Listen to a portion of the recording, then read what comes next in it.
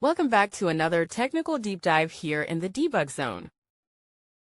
Today we're tackling a big question and breaking it down with us from other users.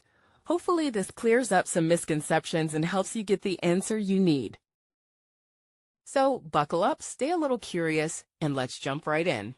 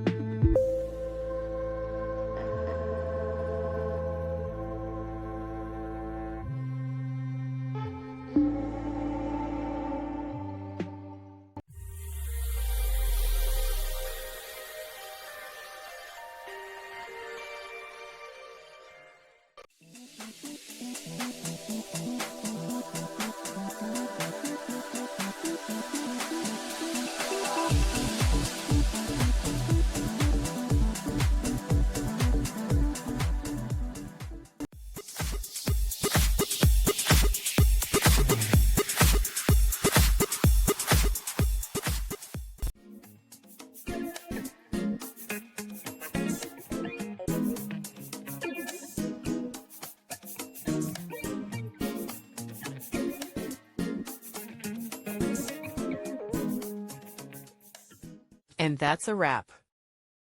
I hope you found the answer you were looking for. If you did, take a second to hit that subscribe button. It really helps out.